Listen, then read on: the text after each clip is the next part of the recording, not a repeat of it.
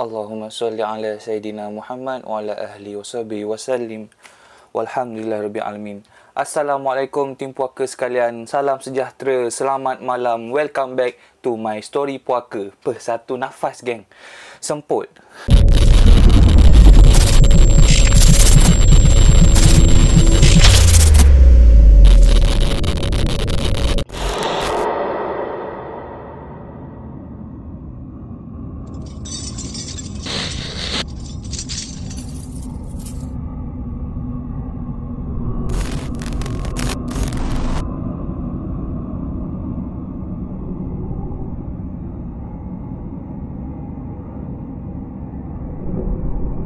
Guys, malam ni aku memang betul-betul nak minta tolong korang.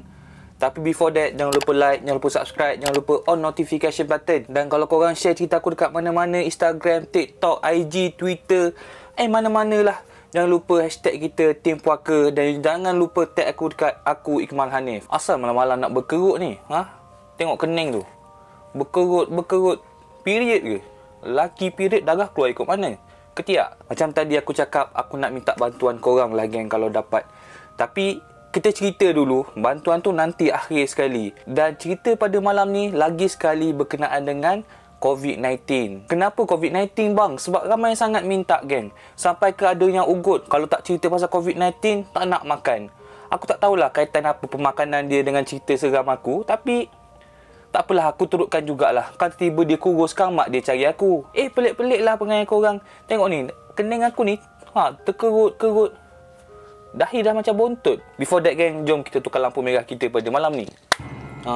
Baru sampai mood seram. So cerita pada malam ni, macam aku cakap tadi, berkenaan dengan COVID-19 sekarang, terjadi dekat sebuah lebuh raya yang bernama Lebuh Raya Utara Selatan ataupun dikenali sebagai LPT. Tadi nak tersasun, nasib baik sempat cover. Dan tempat ni memang terkenal, memang ramai orang lalu setiap hari.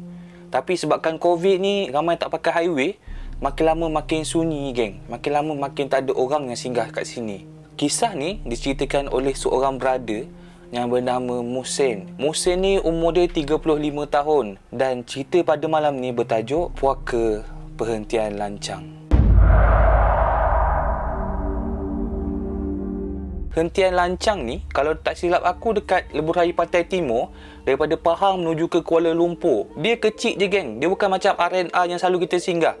Dia satu hentian, adalah Petronas dekat hujung. Tapi kat perhentian tu, ada satu kedai yang jual makanan ringan, ada tandas. Semata-mata tu je. And time COVID ni, usually perhentian kecil macam tu memang tak ada orang singgah, memang tak ada orang pergi. Dan hentian Lancang ni berada betul-betul di tengah-tengah hutan.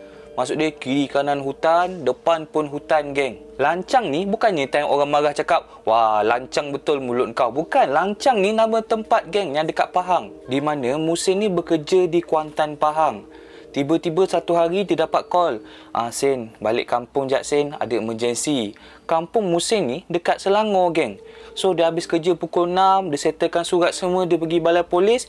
Tup-tup, dah pukul 11 lebih. Dia pun rancang, aku gerak lebih kurang pukul 3 pagi lah. Sempatlah aku tidur kejap, aku kemas barang, lepas tu terus gerak. Pukul 3 pagi, dia pun mulalah perjalanan daripada Kuantan menuju ke Selangor. Jalan time tu memang lengang, senyap, sunyi, tak ada kereta. Yang ada hanyalah lori, tu pun jauh-jauh selang dia. Sampai dekat Roblox pun tak jam geng. So dia pun bawa kereta, masuk dalam tol. Dan bila tengah lalu dekat Lebuh Raya tu pun memang lengang, tak ada kereta. Ada pun macam aku cakap tadi, lori. Lepas 5 minit, kosong, gelap. Ada pula lagi satu lori. Dan kalau korang nak tahu, Lebuh Raya Kuantan ke Selangor ni, memang kiri kanan dia hutan. Bangunan memang tak ada langsung. Ada pun perumahan, tu pun jarak jauh-jauh geng. Tapi time ni, Muhsin buat bodoh je. Dia bawa kereta sambil buka lagu kuat-kuat, sambil nyanyi kuat-kuat. 2 jam lepas tu, masuklah Muhsin ke dalam kawasan Lancang. Tengah sedap bawa kereta ni, yelah dekat highway kosong, tak ada orang lain, memang bawa laju lah. Bawa laju. Tiba-tiba geng, member sakit perut. Sakit perut yang orang cakap, kalau terbersin pun, bukan keluar hingus geng. Terbersin keluar cirit. Dia pun dalam keadaan sakit, keadaan panik, dia macam, tiba-tiba bucu-bucu ni geng. Nak berhenti mana buang, takkanlah nak buang tepi highway. Lepas lebih kurang 10 minit dia bawa kereta, nampak dekat belah kiri dia ada satu signboard. Perhentian lancang 5 km. Weh, sejak bila aku cakap ni 9 ni, bai? Dia pun apa lagi, geng? Benda dah bucu-bucu dekat hujung betul-betul. Orang cakap kalau member datang sergah, benda first yang keluar bukan terkejut. Benda first yang keluar adalah prank. Dia pun bawa kereta, nampak dari jauh ada signboard hentian lancang, dibawa bagi signal. Tak. Dia pun beloklah ke kiri nak masuk ke hentian lancang.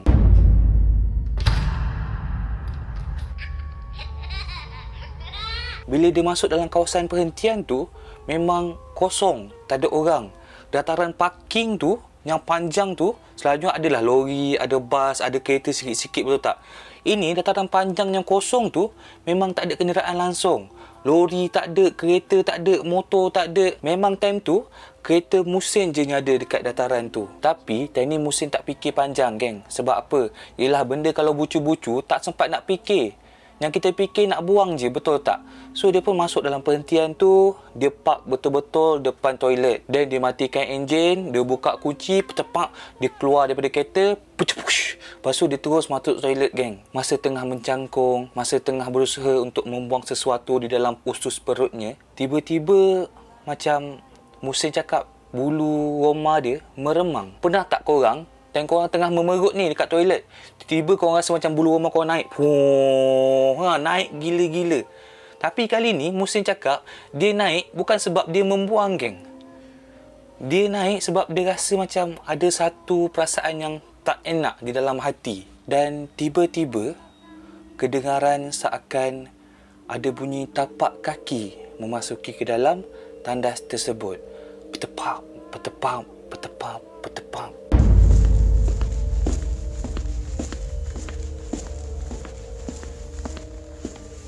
Time ni Musin dah lega, dia cakap, "Ish, Alhamdulillah, ada juga orang masuk tandas. Tak sorang-sorang aku, tak takut sangat lah kalau macam ni." Dan dalam ketenangan tu, Musin pun teruskan usaha dia untuk habiskan keteranan yang terakhir. Keteranan yang terakhir. Siapa ajar bahasa Melayu aku ni? Dan tiba-tiba, masa Musin tengah fokus buat kerja dia, bunyi tapak kaki tadi seakan berjalan di hadapan pintu tandas Musin. Pap, petepap, petepap. Dan Musin nampak di lubang bawah pintu tandas tu ada bayang-bayang melintasi pintu toilet dia. Macam biasalah kan, toilet R&R, dekat pintu bawah tu mesti ada lubang kan. Dekat situ Musin nampak ada bayang lalu-lalu sambil dengan bunyi berjalan. So Musin macam lega. Alhamdulillah, betul lah ni orang. Dia pun meneruskan titisan-titisan petepuk yang terakhir.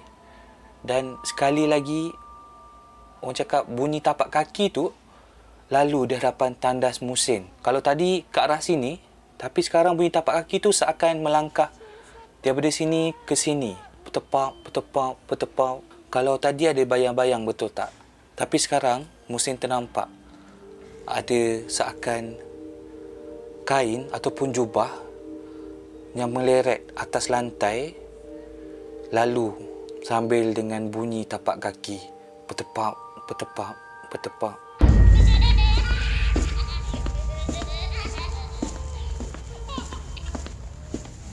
Dan dah settle, dia buka pintu tandas. Dia julurkan kepala tengok kiri kanan. Kosong. Tak ada orang. Dia langkah keluar tandas, dia pergi dekat sinki hadapan, dia cuci tangan, dia tengok lagi kiri kanan. Kosong. Tak ada orang. Tadi bunyi apa? Dan dia pun keluarlah daripada tandas tersebut. Dan semasa Musin berada di hadapan tandas perhentian tersebut, tiba-tiba ada satu angin lembut meniup ke arah Musin. Tapi angin tersebut juga membawa satu bau. Bukan bau ketiak, geng. Time tu Musin terbau seakan bau busuk bangkai yang teramat sangat. Time ni dia fikir, "Uish, ni mesti ada binatang mati kena langgar dengan lori ke apa ni. Busuk gila lah. Tengik gila bau dia." Orang cakap kalau hidup betul-betul sampai benda tu masuk naik ke otak, boleh khayal lebih. Dan dia pun jalanlah ke depan, pandang kiri kanan, cari dari mana datang arah busuk tu. Tak ada, geng. Kawasan tu memang kosong. Dataran pun kosong. Tak ada kereta, tak ada lori. Yang ada hanyalah spotlight warna oren yang memancar ke arah dataran yang kosong tersebut. Tapi di kejauhan lebih kurang dalam 200 meter daripada Musin, ternampak satu tubuh Tubuh seakan tengah bekerja dan diselangi dengan bunyi skrr, skrr, skrr.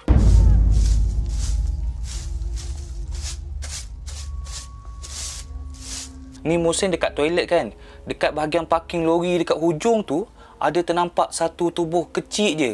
Sampai Muhsin kena kecikkan mata dia, terkebil-kebil macam gini. Dan dia nampak ada satu susuk tubuh sedang menyapu dataran tersebut. Dan bunyi skrut-skrut tu datang dia daripada tubuh tersebut. Time ni Muhsin dah cakap dalam hati, kesian, ni mesti cleaner ni, malam-malam pun kerja lagi. Muhsin pun lega lah geng. Sebab apa? Sebab dia tahu malam tu bukan dia seorang dekat perhentian tu, ada cleaner yang tengah bekerja. Dia pun rasa macam, Alhamdulillah, tadi aku berak, sisa je lah takut tu, ada cleaner rupanya. Dia pun berjalan menuju ke kereta. Sampai sebelah kereta dia pun menggeliat. Ya Allah, prak prak prak prak bunyi badan dia. Settle geliat, dia pandang kiri kanan cari cleaner tadi. Tak ada. Dia kecikkan mata. Mana cleaner tadi? Tadi menyapu dekat situ, sekarang tak ada, hilang. Cepatnya berlari. Cleaner tadi hilang geng. Bukan setakat cleaner, bunyi scrub tadi pun hilang. Dan tiba-tiba dari belakang Muhsin terdengar bunyi skrr, skrr, skrr. Muhsin terkejut terus pandang belakang. Ya Allah. Dekat belakang dia lebih kurang dalam 50 meter ternampak satu susuk tubuh memakai baju cleaner warna biru tapi yang dah luntur.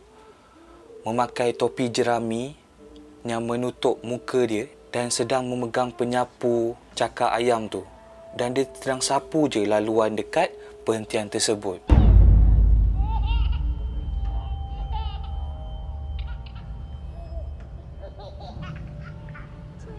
Dan cleaner tersebut berada lebih kurang dalam 50 meter daripada Muhsin. Dan dia sedang menyapu membelakangi Muhsin. So Muhsin nampak bahagian belakang badan dia je. Time tu Muhsin dah pelik. Macam mana cleaner ni tadi dekat 200 meter sana, tiba-tiba belakang aku. Dia naik skateboard ke bawa penyapu sampai laju sangat ni? Dan time tu juga geng, bau bangkai yang tadi Muhsin tercium sewaktu keluar daripada toilet tiba-tiba menepa kuat ke arah hidung dia. Sampai menyebabkan hidung dia seakan tengik, sakit, pedih. Time tu Muhsin jeling cleaner tadi. Bau cleaner ni ke busuk sangat ni? Tapi dia hiraukan, dia buka kereta, pecepet pap, macam mencarut bunyi dia. Tapi dia pun alok kereta dia, dia buka pintu, dia masuk dalam kereta dia, cepat kunci balik. Dia start kereta dia, brum, brum, brum, brum, brum, brum, brum, brum, brum. Buka aircon, buka radio. Dia cuba tenangkan diri, dia cuba ambil nafas. Dia intai kiri kanan, cari cleaner tadi. Hilang.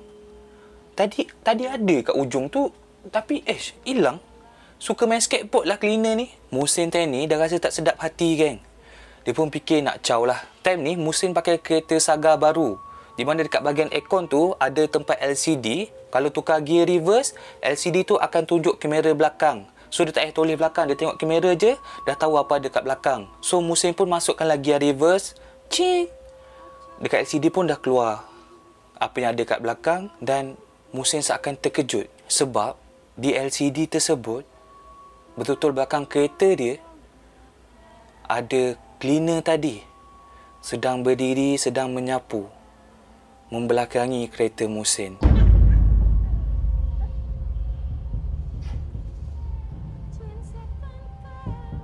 Muhsin terkejut terus pandang belakang. Kosong. Tak ada orang. Dia pandang LCD. Ada. Cleaner tu tengah menyapu. Dia toleh belakang lagi. Kosong. Tak ada orang. Cleaner ni main cikucak ke dengan aku? Dan lagi sekali dia pandang LCD.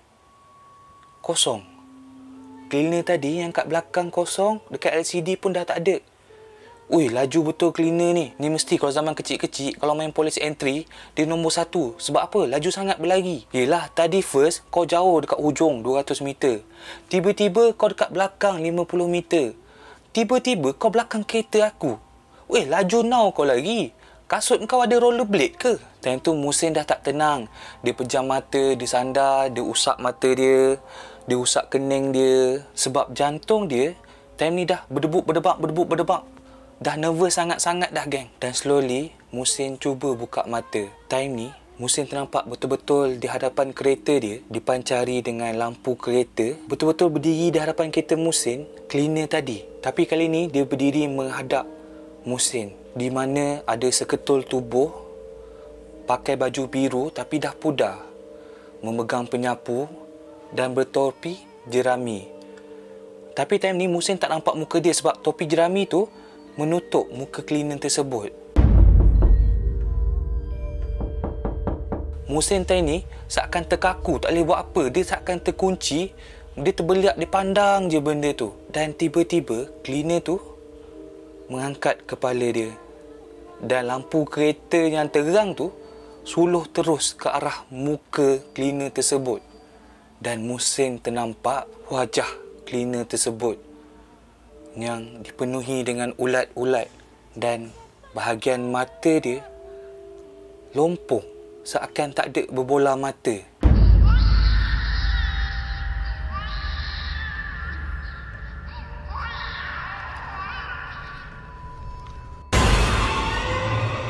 Muhsin seakan terpaku.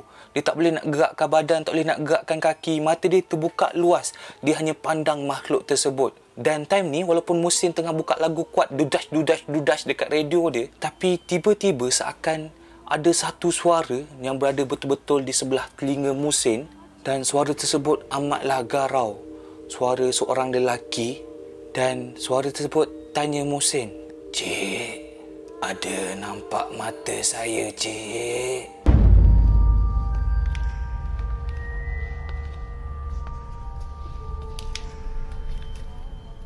Time tu tiba-tiba badan Muhsin terus dapat bergerak, geng. Dia terus tertekan brake, at the same time dia tekan minyak. Dia terlepas brake, kereta dia berpusing. Pushung. Ibarat cerita Tokyo Drift. Hey Mia tu Tokyo, mari sayo. Hey. Kereta dia berpusing, geng. Muhsin dalam kereta dah cengini dah. Kepala dia dah bertembung dengan tingkap. Nasib baik time tu orang cakap reflect badan lah. Dia terus tekan brake kaki, dia terus naikkan handbrake. Tapi time ni muka dah sakit, geng. Kepala dah benjol. Dan tanpa fikir panjang, dia terus masukkan gear D. Dia gerak laju-laju keluar daripada perhentian lancang tersebut. Dan baru nak keluar daripada perhentian tersebut, Muhsin intai dekat cermin belakang. Dan dia ternampak cleaner tersebut tengah menyapu dekat tengah-tengah dataran perhentian lancang.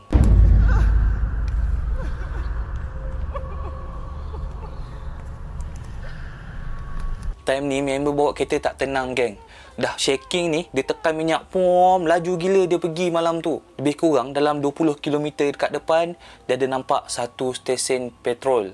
Dia pun bagi signal, dia masuk dekat stesen tu, dia terus keluar kereta, dia terus terduduk dekat depan kedai stesen petrol tu. Ada seorang brother keluar, dia tengok, bang, okey ke bang? Abang kena ragut ke? Kena rogol ke? Asal muka pucat macam ni? Musim time tu, orang cakap memang dah tak larat. Dia pegang brother tu, dia cakap, bang, tadi bang ada hantu bang. Brother tu pun terus angkat Muhsin masuk dalam kedai. Dia cuba tenangkan Muhsin. Lepas Muhsin dah tenang sikit, abang tadi pun cakap, penampakan tu memang selalu sangat dah nampak. Dan usually lepas diorang nampak benda tu, mesti diorang akan singgah dekat sini sebab nak tenangkan diri.